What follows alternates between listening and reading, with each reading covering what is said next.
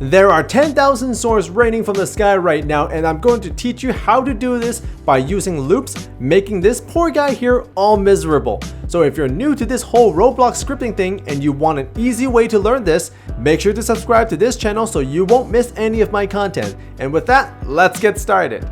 So the first thing I need is a sword. All you need to do is grab one from the toolbox. Look through the menu here and pick a model that you want it to rain from the sky. Now you don't have to pick a sword. If you want to use a part, that's okay as well. So I'm just going to pick out this bad boy right here that looks like it can really hurt a lot. Also, I'm going to put this guy right here because we're going to need a dummy to inflict maximum amounts of pain onto him. No, don't do it. So this is what's going to happen. We're going to duplicate this sword and then I'm going to position it on top of this guy's head.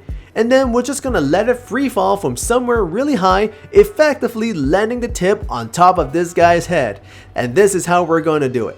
First, we need to add a script into the workspace, and then follow along and write this piece of code into your script. So at the moment, you don't really need to know what this is actually doing right now because this is a little bit more advanced than what you're actually learning. The only thing I want to focus on is the loop. In order for me to demonstrate what a loop is, I need to have some code inside to show you what a loop is. So just copy this code into your script and then you'll know exactly what it does. So when we play this out, Studio will then do exactly as I say here in the script, dropping a sword right onto this poor guy's head. So now that we created one sword, we can now put those codes inside of a loop and have it repeat 10,000 times, giving our friend here the biggest beating of his life. So this is what we're going to write.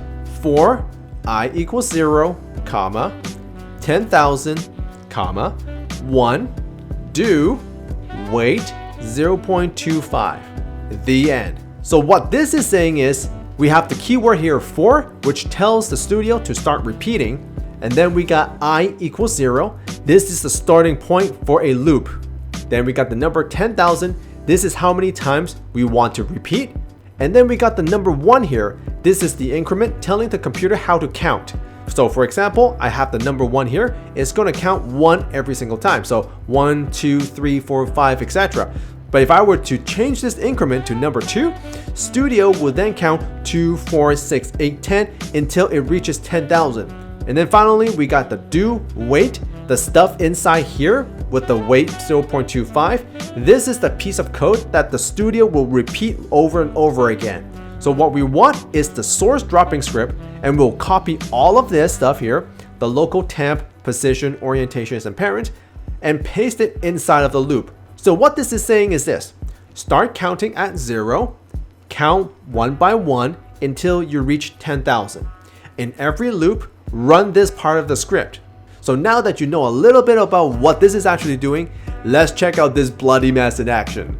Now, before you actually press play on your computer, I just want to give you a fair warning that dropping 10,000 swords is actually not a good idea, but do it anyway if you want to experiment, because this is going to create a lot of lag and some computers might not be able to handle it.